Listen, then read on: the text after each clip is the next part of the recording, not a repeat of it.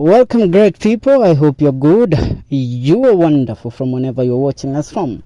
The case of the impeachment of Deputy President Rigathi Gachagua is a case that since the man is not backing down, he is prepared for the worst that might come, remembering that today and yesterday, which is on 5th and on 4th of October 2024, has been the public participation days where the public has been involved to at least put a signature on the matters where Rigathi Gachagua is supposed to be impeached. And on Tuesday is the day that will be the D-Day when Gachagua will be given, I think it's on Monday that Gachagua will be given an opportunity to defend himself before the National Assembly and before the National Assembly Speaker Moses Wetangula, together with the Deputy Speaker Gladys Bosch-Sholei. So Deputy President Rigathi Gachagua's team has now gone ahead to take preventive measures or measures that will at least give him a fighting chance against this impeachment motion. Remember, in the morning and today we have heard different allegations that Gachagua had decided, you know what, I am not going to take this fight no further. I am not going to defend my position again as the Deputy President of the Republic of Kenya against this regime of President William Ruto. What I'm going to do so that I will have a fighting chance again in the political arena is that I am going to resign. A lot of people, including former ODM spokesperson that is, or Azimio spokesperson, Professor Makao, said that Rigathi Gachagua has already drafted a resignation letter and he is set to resign either on Monday or before Monday this week. But it seems those were just rumors, because as of right now, Gachagua has come up with a team of about 20 lawyers who will stand before the National Assembly and also before the Senate to defend Rigathi Gachagua.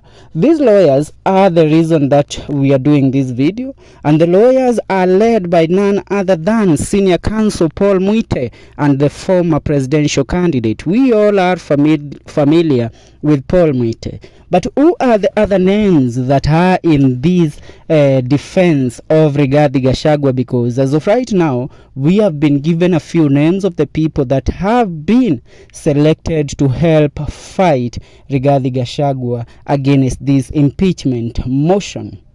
Now, according to what we have, a showdown is looming in the National Assembly on Tuesday, which is October 8th, when Deputy President Rigathi Gachagua will present himself. It is on Tuesday, not on Monday, in the impeachment proceedings.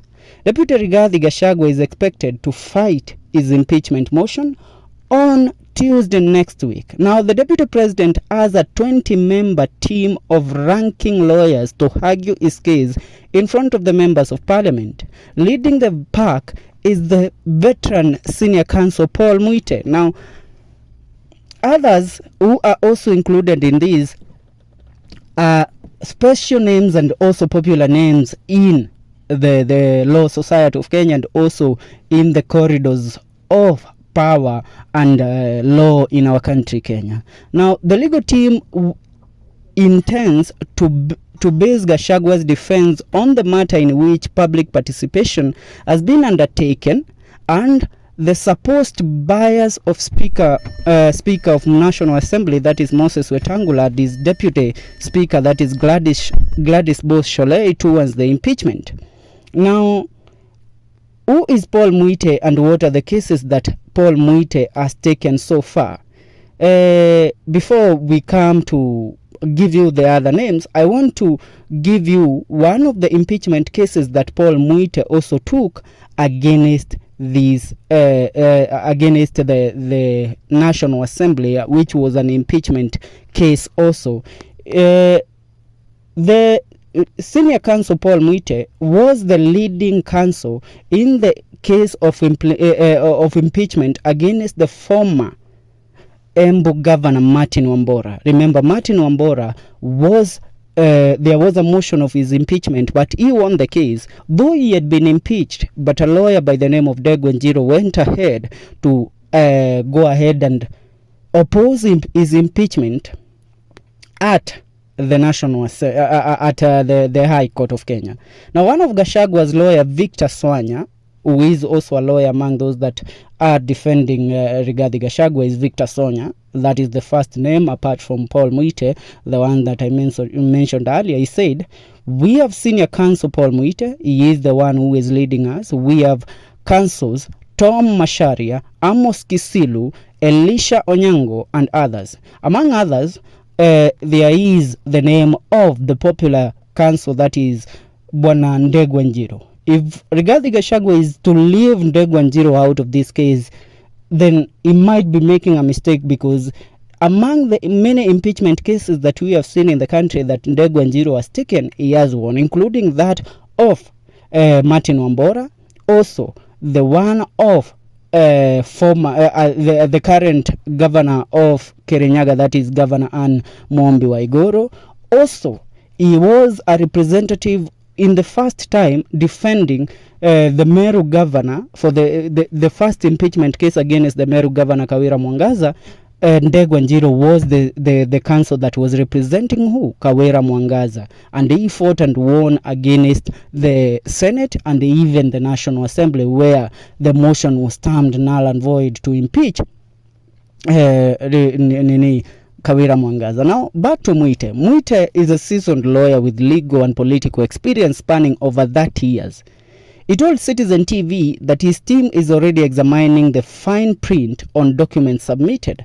Now, the legal team is said to have met on Saturday afternoon to strategize before Tuesday, when Gachagua will, for the first time, appear before legislatures. Muite, who successfully defended former Embu Governor Martin Wambora against the impeachment motion, argued then that there was no proper public participation before the removal of the governor then. Now, Gachagua's team hopes to ride on this same ground, which they have sustained since the impeachment motion was tabled.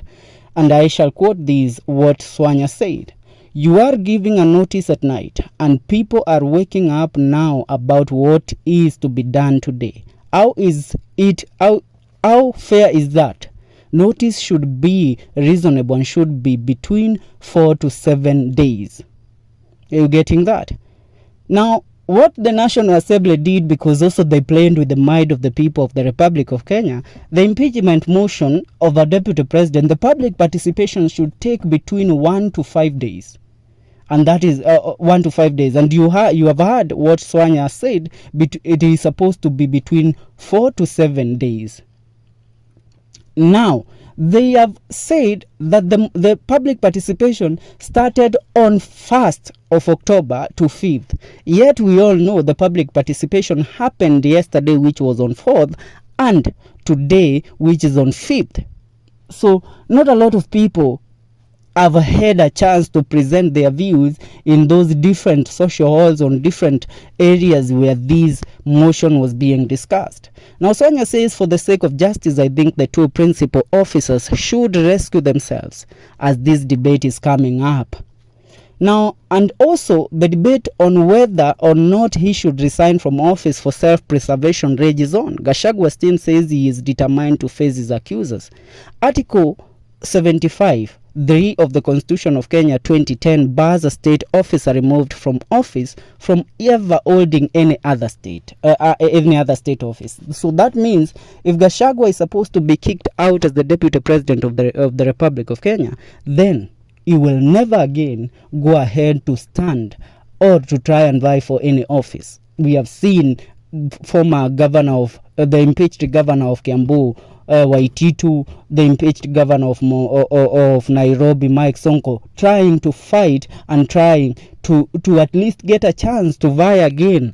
And he went ahead to try that in 2022 under former President Uhuru Muigai Kenyatta, but he never succeeded. Yet he had a very big support from the people of Mombasa County. But the High Court of Kenya and the Supreme Court barred him from vying for the Mombasa gubernatorial seat. Same thing to Waititu. He wanted to vie for the gubernatorial seat of Kiambu County in the year 2022, but he was barred from doing so. So which means if Gachagua is taken out, his chance of becoming the next president, a president in the Republic of Kenya, because he owns the office of the deputy president, which means he cannot go back to vie for an MP or a governor in any other county, which means he has to go for the presidency seat. And the people of Mount Kenya region seems to be convinced that Gachagua can take up the mantle and become the president of the Republic of Kenya.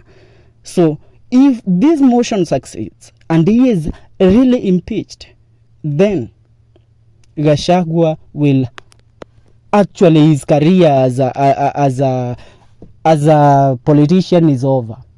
Are you getting me? Maybe he go back to doing his business. Now come back to the lawyers. We have senior counsel Paul Muite. We have senior counsel Victor Swanya. We also have, among other lawyers, one of the lawyers that represented Ruto in the election period of year 2022, where Raila Odinga was opposing the appointment or the winning of William Ruto.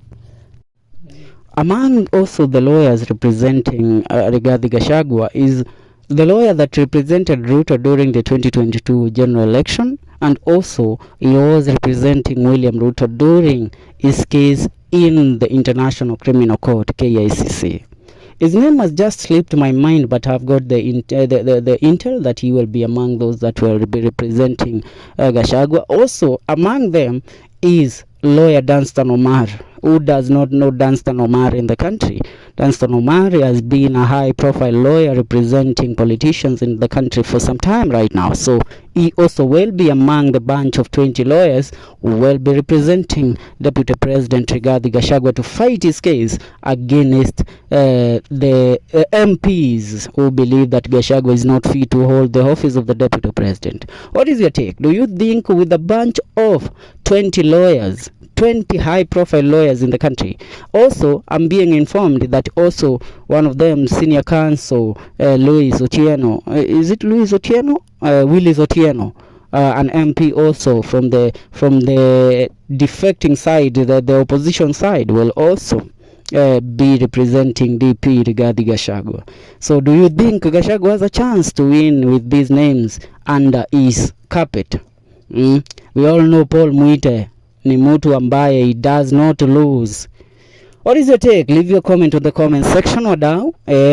Also, when we get the full names, because right now I have only mentioned about 10 of them, when we get the full names, we shall be back here to keep you updated. Please subscribe.